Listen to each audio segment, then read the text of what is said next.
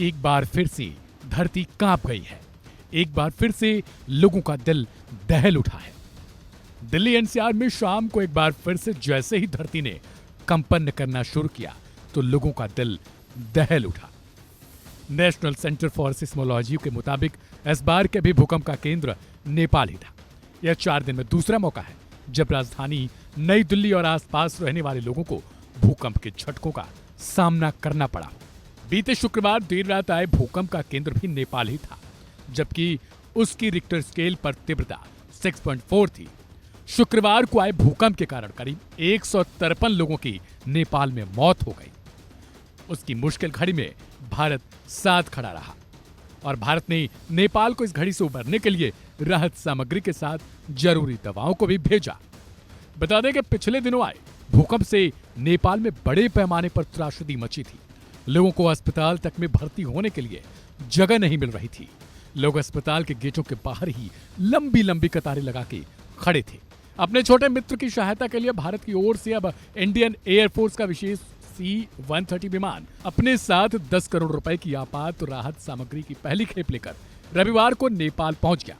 सूत्रों की माने तो इस राहत सामग्रियों में प्लास्टिक के 625 तिरपाल, 1000 स्लीपिंग बैग, 1000 कंबल, बड़े आकार के 70 तंबू, टेंट से संबंधित चीजों के 35 पैकेट और 48 अन्य चीजें हैं।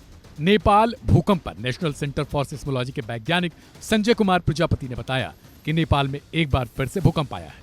भूकंप की तीव्रता 5.6 है। अब तक 14 झटके आ चुके हैं।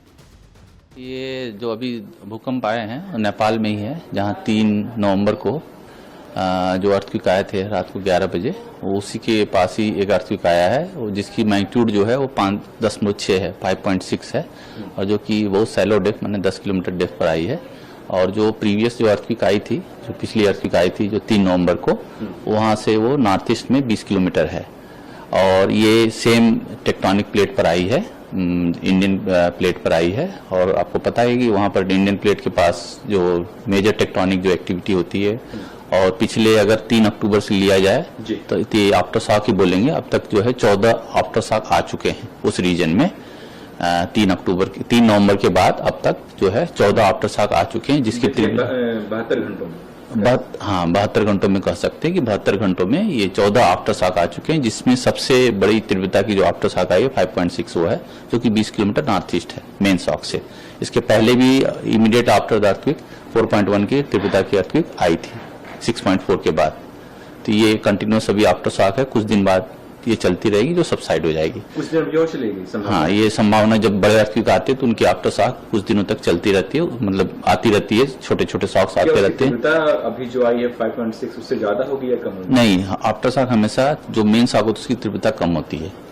जो आफ्टर शॉक आती है उसकी तीव्रता मेन शॉक से कम होती है। दिल्ली के लिहाज से देखें तो क्या कहें? दिल्ली के लिहाज से जैसे सेक फील हुआ 10 सेकेंड के लिए सेक फील हुआ, तो जैसे कि अगर हम इंटेंसिटी मैप देखें तो इंटेंसिटी मैप ये बताता है, जो सेक मैप है वो बताता है कि हमारे दिल्ली में 2 से 3 की इंटेंसिटी थी जो हमने सेक फील किया। लेकिन अगर ईपी सेंटर के पास देखें, जैसे लोगों ने फेल्ट रिपोर्ट भी अगर देखा जाए तो दिल्ली के आसपास के क्षेत्रों में लोगों ने फेल्ट रिपोर्ट हमारा जो वेब पोर्टल पर आता है उस पर उन्होंने बताया है।